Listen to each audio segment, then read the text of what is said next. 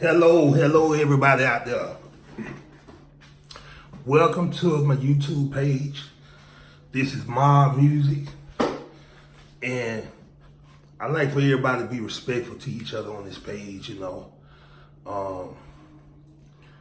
I started doing music back in 2017, and I just started my own label. I got tired of going to people's studio.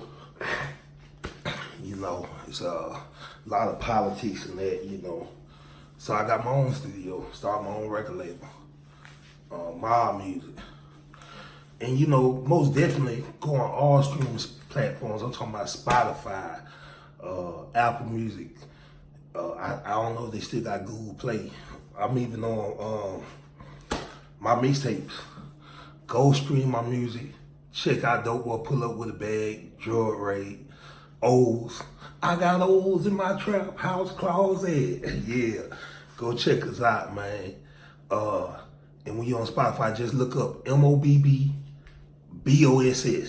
my boss. You feel me? There's a lot of significance behind the name, just not something I just call myself, But we're gonna be doing a lot on this page, interviewing artists, talking about news, talking about religion. I'm gonna have my sister, MJJP, Miss Jocelyn Promo. I'm gonna have her on here. You'll wanna, she up there in Rochester, New York, and you'll definitely wanna get with her. She got some good promo deals going on. I'm always looking for artists to sign under the Mob Music record label, We plan to take it off this year, start a podcast, a radio station and all,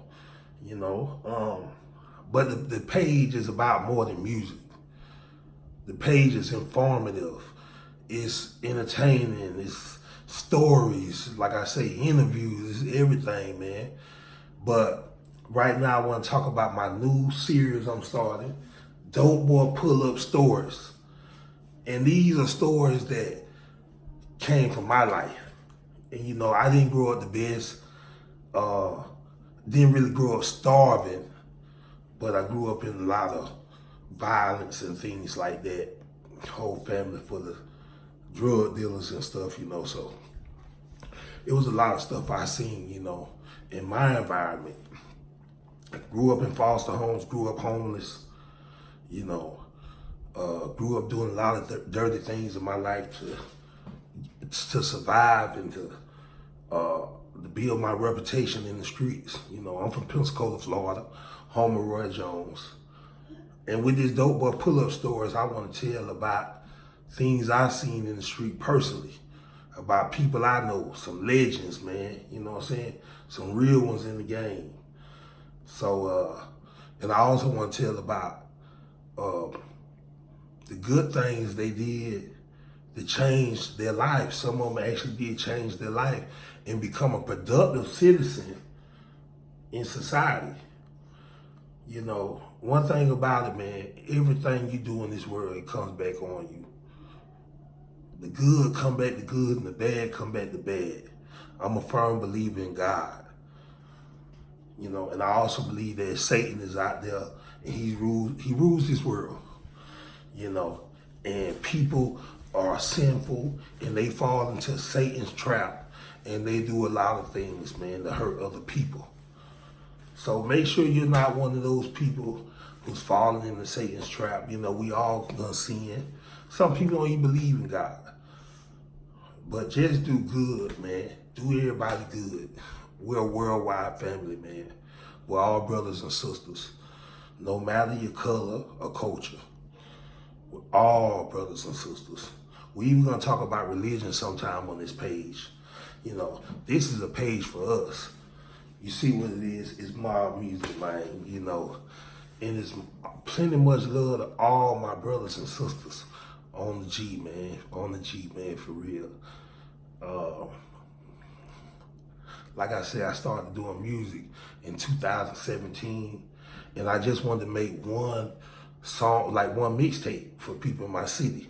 Of course, my city didn't support me, but through making that, man, I started to make a lot of songs. So You know, I got a lot of streams, you know. I was looking on one song, I got like 200,000 streams, and that's not even my biggest song. But like I say, man, treat everybody good, man. Everybody your brother and sister. We all made from dirt, and we all gotta go back to the dirt. You know, have a good conscience, man, and a good heart. Do people right, man.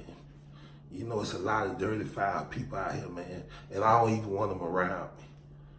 You know, which is the reason I'm always by myself or with my children. Straight up.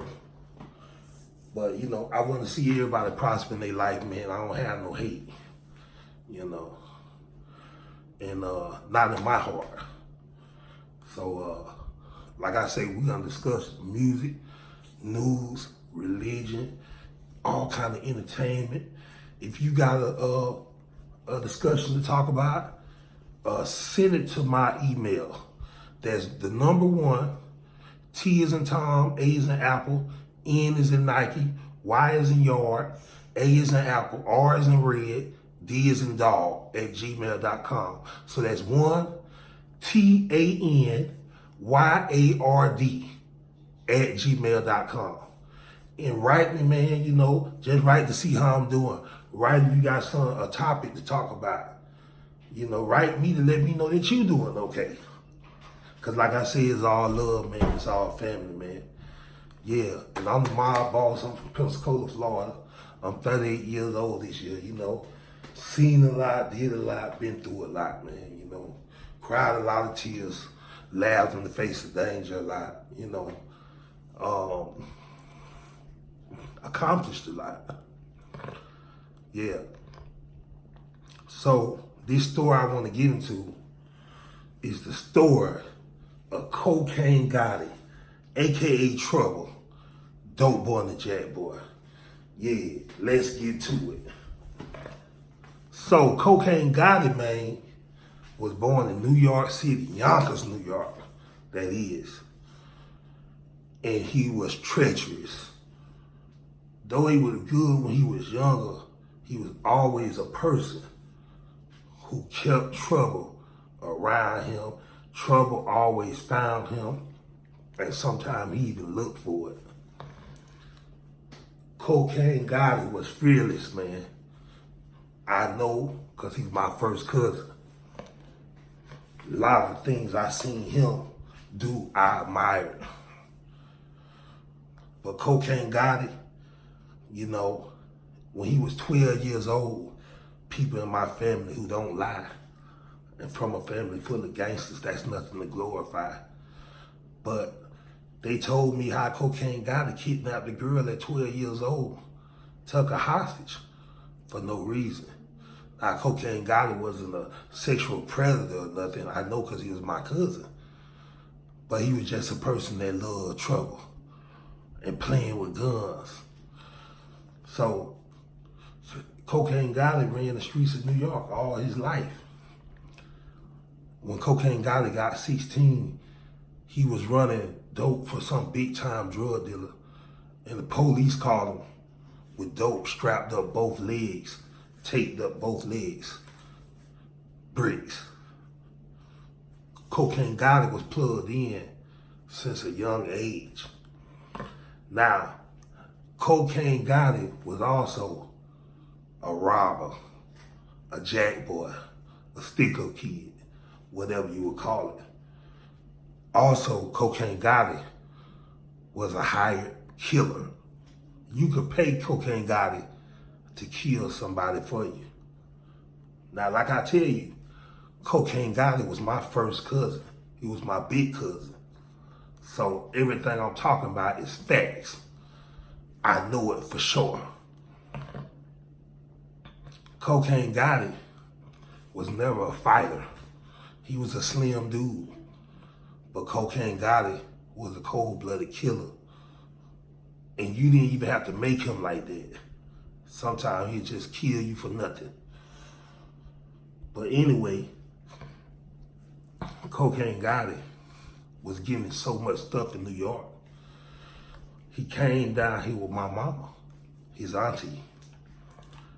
Now, Cocaine Gotti was from New York City, so it's definitely much faster than Pensacola, Florida. So Cocaine Gotti was running circles around dudes in this little town I'm from. But see, Cocaine Gotti had an uncle down here named Black Crack. Black Crack was a kingpin. So Cocaine Gotti was running around Pensacola robbing guys and shooting guys. I know a couple guys he shot who told me, your cousin shot me. So Cocaine Gotti, you know, AKA Trouble. He did so much bad things in his life that he gained the name Trouble. That was his nickname, what people call him, Trouble. Like I said, he looked for trouble and it always found him. I remember one time, the police were looking for Cocaine Gotti and they called the house. And Cocaine Gotti answered the phone and the police said, we need Gotti or we're gonna lock you up. Cocaine Gotti had made some kind of deal with the police that he would turn Gotti in to get some charge dropped. Unbeknown to the police, he was Gotti. They were looking for him because he pistol whooped a woman in front of her children. Some woman he was buying weed from because she wouldn't give him a good price on the weed. These were just some of the things Cocaine Gotti did, man. Cocaine Gotti was wrapped up in a lot of murders, I know personally. But when I was 4, I sit on the porch and I watched Cocaine Gotti talk to Black Crack, our uncle. Cocaine Gotti, like I say, Black Crack was a kingpin. So Black Crack gave Cocaine Gotti some money to go up to New York and traffic the drugs back down south. Because Cocaine Gotti, like I say, he got caught with bricks when he was just a youngin'. So Cocaine Gotti always had a plug in the New York streets. Now, even though Black Crack was in Florida and nobody got more than Florida, he was trying to separate himself from an organization of dudes that he was dealing with. He seen some slimy stuff in him that wasn't solid, so he went a different way. So his nephew, who was already a killer and a Jackboy and a drug boy, he asked him, hey, take this money, come back with the bricks, man. So Cocaine Gotti, he went up to New York and he got the dope. He put some of the dope on the girl, strapped the girl up. This back in the day, before they had all these x-ray machines and stuff. Cocaine Gotti had the girl fly back on the plane with drugs all in her. Cocaine Gotti also used to bust radios open and put the dope in radios, but they would still play and ride the dope back on Greyhounds. So, Cocaine Gotti and Black Crack were getting a lot of money, and the FBI had their eyes on them both. Now, Cocaine Gotti was a boss and a mastermind. So he used to bring dudes from New York to work for him. And he didn't really hang with dudes from Florida.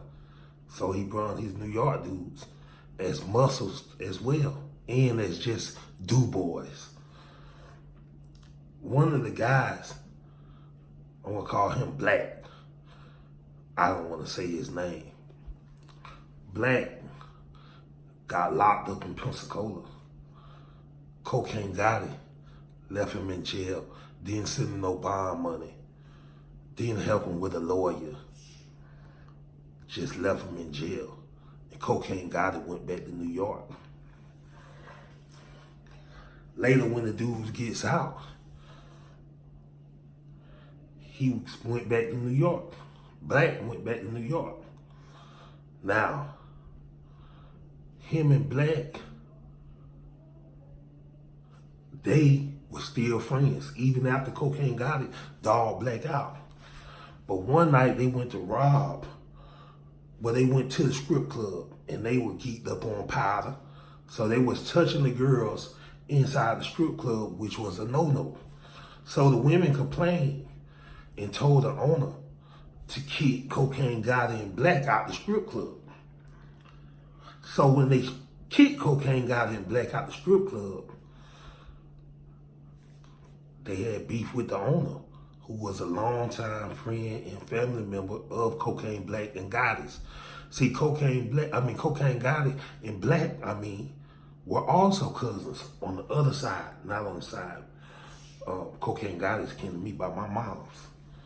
So Black and Cocaine Gotti were also cousins on Cocaine Gotti's father's side.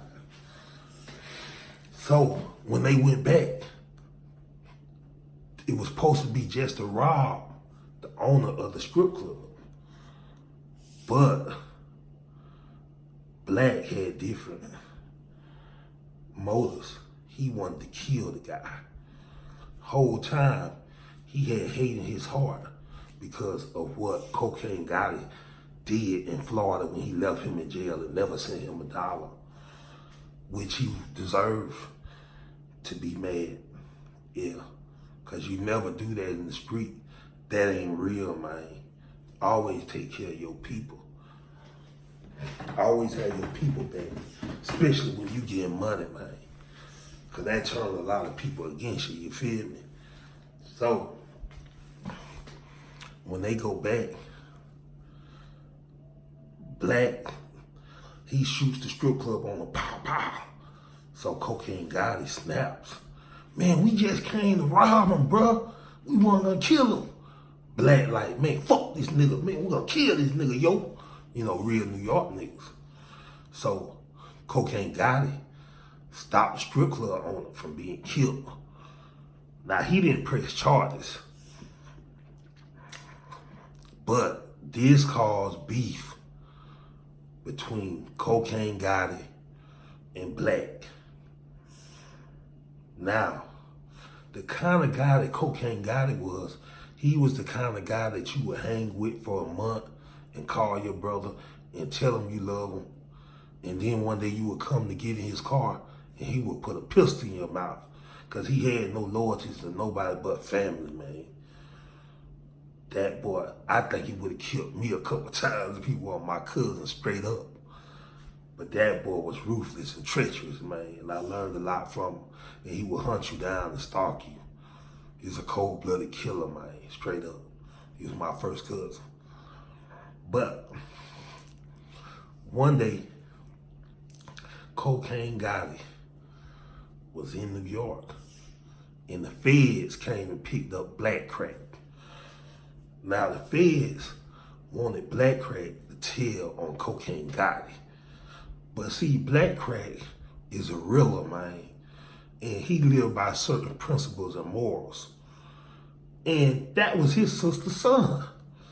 So, of course, Black Crack wasn't going to tell on his nephew or nobody, because Black Crack is my uncle, and he's a stand-up guy, man. Matter of fact, he just got out this year after doing 25 years in the Fed, never cooperated, PSI, all the way solid, man. You know, he even was an OG behind the wall, man, because he never told. And when he got out, he left all that stuff alone. He spent 25 years. But he could have got out and pulled straight back up to the plug house and got anything he wanted. But he left that life alone, man, because he said that took 25 years of his life away from his children. But anyway, Cocaine Gotti was in New York running from the Fed. Black Crack was telling him that they was on him. Now, all these years, though, Black had hate on his heart for Cocaine Gotti, which he should have. Because Cocaine Gotti did some stuff that ain't in the books, in the game. See, Cocaine Gotti was all for himself, and he was sliming, man, and he ain't had no loyalty. So one day, Cocaine Gotti went in the church, and he knew that Black was the same kind of person he was. And it boils down to who sees who first. Who, if Cocaine Gotti would have seen Black first, Black would have been dead. If Black seen Cocaine Gotti first, Black was gonna die. And guess what? Coming out of church, Black seen Cocaine Gotti. And Cocaine Gotti loved to play with his nose. So Black ran up, bah, bah, bah, hit him. Cocaine Gotti took off running, firing back, bah, bah, bah. So they had a little gunfight. But Black had to shot Cocaine Gotti a lot of times, man, and killed him. The moral of this story, man, is everything you do come back on you.